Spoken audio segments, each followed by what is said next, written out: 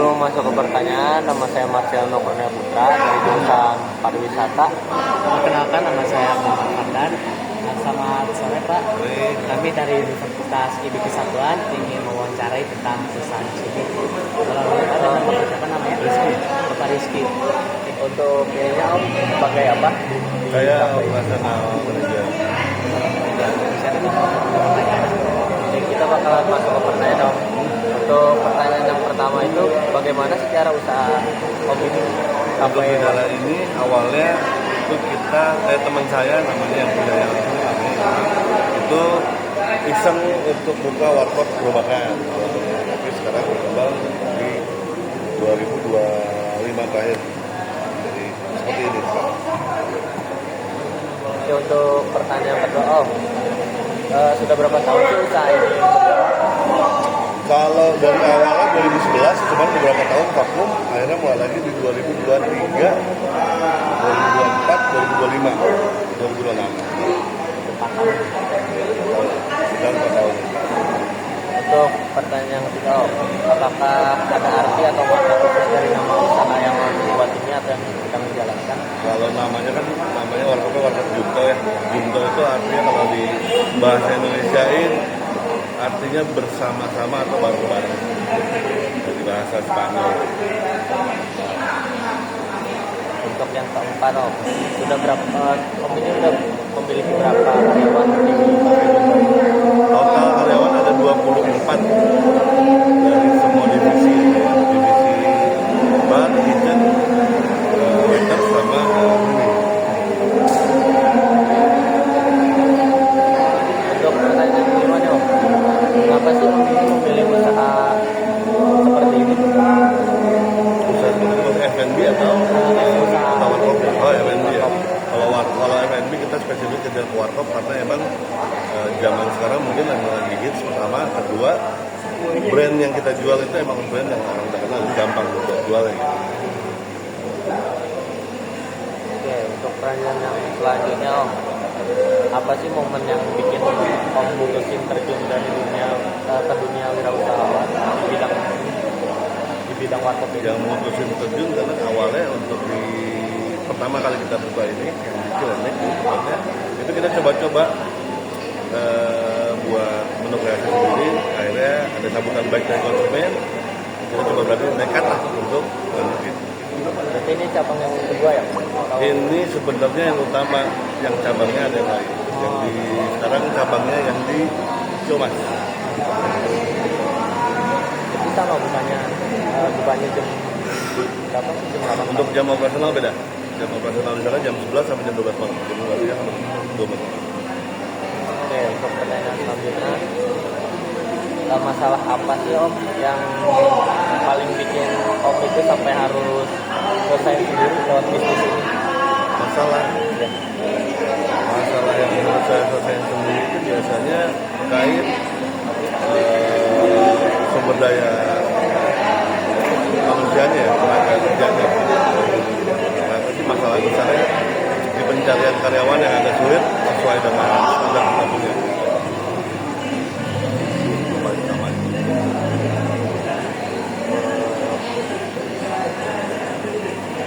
Untuk yang selanjutnya, definisi sukses menurut Om itu dari tahun lalu dengan tahun sekarang, apa yang berubah? Yang berubah secara tempat kita naik kapasitas 2 kali lipat. Secara positioning wilayah kita ada di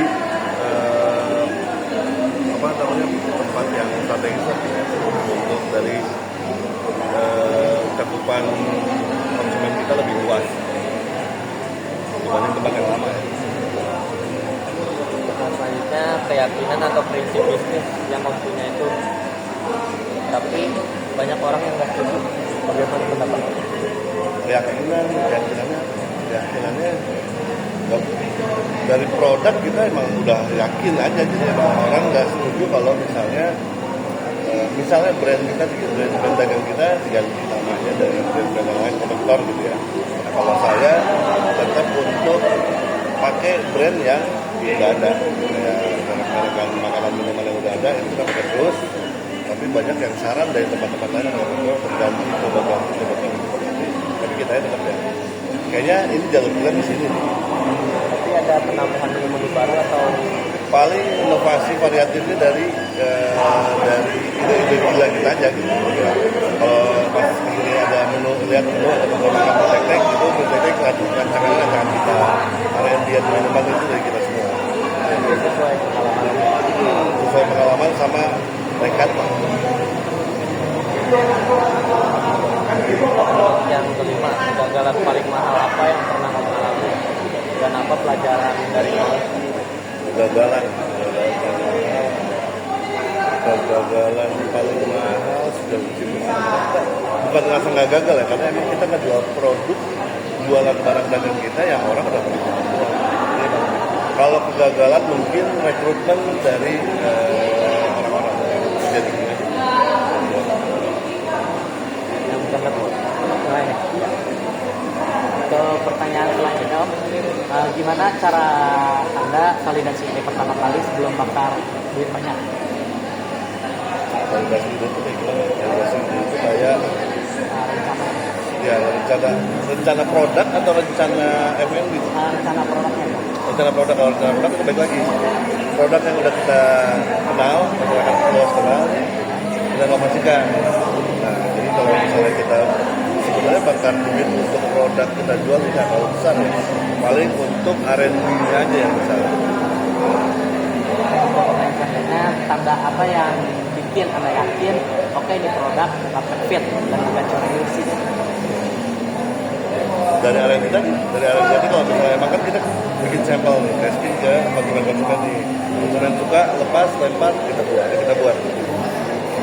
Untuk selanjutnya fitur atau layanan apa yang Anda matiin padahal dulu Anda suka banget? Kalau enak kata kalau Itu apa maksudnya kayak apa? dari produk itu. Oh, fitur yang saya pengen ada tapi yang akhirnya kurang keluar banyak. Iya. Itu kayak di main course-nya tradisional kayak yang bakar, ayam goreng gitu yang itu yang saya pengen ada tapi konsumen jarang order karena harganya atau bagaimana? karena mungkin mereka yang kesini pengennya simple jadi misalnya terus kayak nasi goreng misalnya ayam kan sambal dulu ya agak repot buat mereka ya itu yang kita tiadakan. Dan selanjutnya kalau disuruh mulai lagi dari nol dengan budget 10 juta langkah 30 hari pertama Anda itu gimana? 30 hari dari budget 10 juta. kalau mulai dari nol Iya. berat ya, 10 juta agak berat ya kalau bisa lihat kondisi sekarang. Mungkin 30 hari di awal ya, 10 hari awal ya kita cari tempat, siapin barang-barang, nekat dagang sendiri aja udah. Nekat dagang sendiri aja. Brand selanjutnya apa feedback pelanggan yang paling nyakitin dan justru bikin produk Anda naik kelas? Nah, gimana naik? Nyakitin dari konsumen? Mungkin dari pendapat konsumen, tapi yang bikin produknya itu malah menjadi naik. Malah menjadi terkenal. Iya ada kayak menunya ya. Iya. Ini dari menu ya ada menu namanya mie tek-tek nyemek. Mie tek-tek nyemek itu awalnya orang pada nggak suka. Dari kita ini banyak yang nggak suka karena teksturnya aneh, rasanya aneh dan sebenarnya mie tek-tek itu bahan bakunya banyak banget. Jadi emang kita bahan baku di satu menu itu variatif banyak. Tapi orang akhirnya malah jadi repeat order untuk di menu itu. Pertanyaan selanjutnya, strategi marketing apa yang paling nggak masuk akal tapi ternyata works dilakuin oleh Anda? Strategi Ya, buat pertumbuhan di ekonomi. strateginya kita sih sekarang lagi coba di medsos yang ikut zaman sekarang nih. Kalau ngikutin zaman nih, saya kan bukan di zaman dari sekarang ya. Udah saya kalau ngomongin generasi milenial, tapi coba ikut di zaman sekarang. Kocak-kocakan di medsos itu works. Di tahap mana Anda mutusin buat rekrut tim pertama dan salah rekrut apa yang paling nyesek? Rekrut Ya, rekrut. di tahap perpindahan dari tempat sebelum di sini itu kita udah mulai rekrut besar-besaran tuh. Tapi paling nyesek itu ternyata tidak semudah yang dibayangkan kalau untuk hire orang. backgroundnya mereka si pelamar kerja itu memang macam-macam, biasanya bangun harga semua gitu. Gimana Anda nentuin harga karena naikin harga menjadi 2 kali lipat dan apa yang terjadi? Apakah komitmen dari customer atau gimana? Komitmen sih kayaknya belum, cuma kalau penentuan harga itu biasanya kita paling maksimal di angka 40% untuk profitnya maksimal. Kalau untuk kenaikan 2 kali lipat kayaknya Belum pernah. Akuisisi pelanggan nomor 1 Anda saat ini apa dan kenapa itu susah dipilih kompetitor? apa ya? Berarti kayak akuisisi produk atau akuisisi brand dagang. Kita menjual tempat yang apa ya, buat konsumen itu merasa aneh tapi kagum. Artinya begitu masuk sini, oh ternyata tempatnya luas, ternyata tempatnya enak, ternyata makanannya murah, ternyata hiburannya ada banyak. Oke, itu yang ada kita sebagai kompetitor. Untuk sistem atau SOP yang bikin bisnis Anda tetap jalan meski Anda libur 1 bulan itu apa? Dari sistemnya, dari SOP-nya sih, dari SOP-nya udah. Jadi kita punya SOP global. SOP global itu mencakup semua start dari A sampai Z ke karyawan. Jadi kalau emang kita udah mau ada liburan lagi atau emang mau hiatus dulu sebulan nih, itu udah pakemnya begitu, nggak akan berubah. Karena di bagian divisi masing-masing, strukturnya dan struktur, karena di bagian divisi masing-masing kita punya PIC yang Oke. Kapan pertama kali bisnis Anda benar-benar profit dan apa yang berubah setelah itu? semenjak di sini saya rasa profit pertama kali itu di 3 minggu awal. 2 minggu pertama itu kita yang ala ya. Tapi di hari ke sekitar hari ke-15 atau 16 setelah bukan di sini, ini udah mulai profitnya udah mulai. Gimana cara Anda mengelola cash flow pas lagi serot-serotnya? Lagi krisis ekonomi gitu. Saya sih sebenarnya susah juga karena emang belum pernah kritis di sini karena emang intinya bagus ya. Kalau di sini bagus. Oke. Apakah pernah nolak investor atau tawaran akuisisi dan apakah ada alasan di baliknya?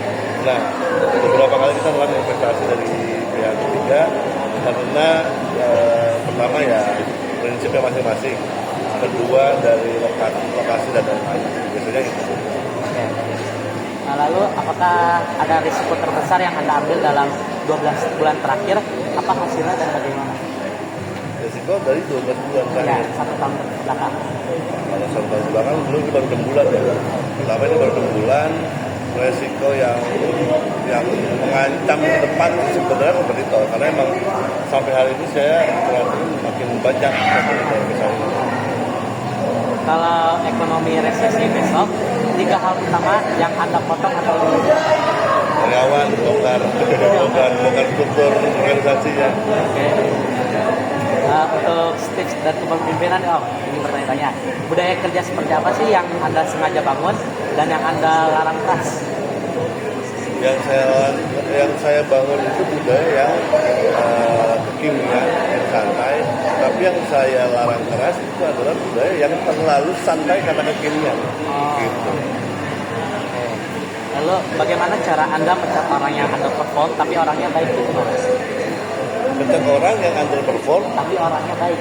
oh jujur aja sih, kita based on quality personalnya aja. Oke. Lalu gaya mendelegasikan Anda berubah seperti apa dari omset 100 juta ke 10 miliar? Contohnya, Gaya delegasinya, Ya, waduh 10 miliar jauh banget nih. contohnya aja tuh. Delegasi gayanya seperti apa? Ya. Sama. Yang pernah Om alamin, nggak sampai atas 10 miliar aja, mungkin Om pernah dapat sekian, ya Om pernah alamin. Tapi nggak ada yang berubah. Nggak ada yang berubah. Nggak ada yang berubah, Tetap tetap ya. sama. Karena kita kan awalnya kan di sini pun omset awal pertama kita 2011 itu kan di sekitar 200 ribuan omsetnya per hari, 200 ribuan. Awal-awalnya akhirnya kita punya omset di sekitar 800 ribuan per hari. Tapi sekarang kita di situ omsetnya udah besar.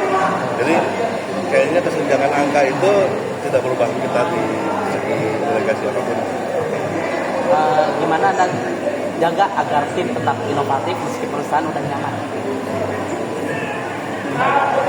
Kondusif, Harus sampai aja sih itu karena lolos sampai itu udah kita bikin dari gaya mereka juga. Dari gaya mereka kita udah. Misalnya dong, satu buku mentor atau pengalaman yang paling ngebentuk gaya gitu. Satu buku Yang ngebentuk mentor, pengalaman yang paling ngebentuk gaya gitu. baca buku lagi. Oh, betul. Gue berdasarkan pertemanan informasi dari teman-teman yang berbisnis itu kita saring misalnya dari Dimas ada info yang menurut gue menarik kita gue ambil dan gue ambil kita kawinin mungkin kalau Sharing ya. ya sering sharing. Untuk selanjutnya, rutinitas harian yang non negotiable buat jaga performa Anda apa? Rutinitas Ya, yang non negotiable.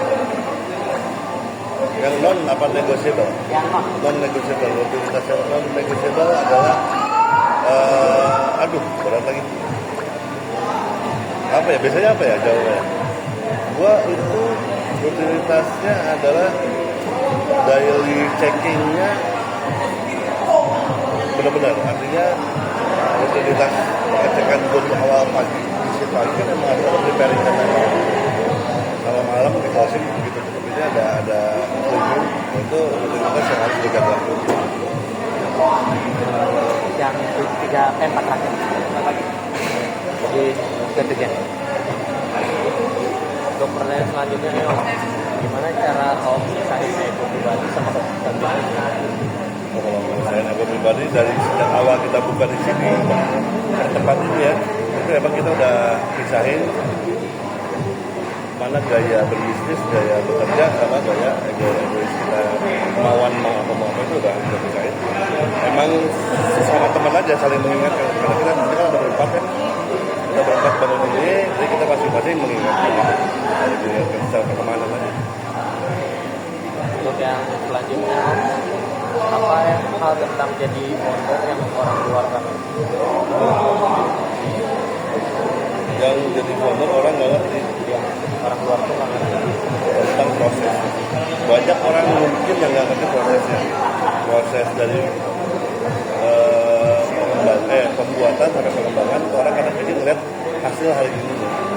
Padahal prosesnya yang orang nggak tahu. Untuk pertanyaan selanjutnya, warisan atau dampak apa yang pengen Om tinggalin dalam bisnis ini? 20 tahun lagi, misalkan ini tetap berjalan terus. Warisan dari segi bisnisnya atau dari apa ya nih? Segi bisnis aja, bisnis sama pengalaman. Dari segi bisnis sama pengalaman. Gue sih pengen ngewarisin sama sekalipun kompetitor ya atau konsumen, gue pengen ngewarisin budaya nongkrongnya. Karena budaya nongkrong itu di zaman gue itu emang works banget. Karena emang komunikasinya harus dijaga. Untuk warisan ini. Untuk pertanyaan terakhir Om, sebelum tutup, nasihat paling realistis apa atau bukan motivasional buat wirausahawan yang baru mulai di bidang kopi seperti ini, nyewa kopi? Ya cari ide nekat udah paling oke cari ide nekat jalanin nekat resikonya tahu jawab Cukup jauh pertanyaan segitu. Terima kasih banyak sudah meluangkan waktunya Om. Ya, kita pamit. Selamat ke aman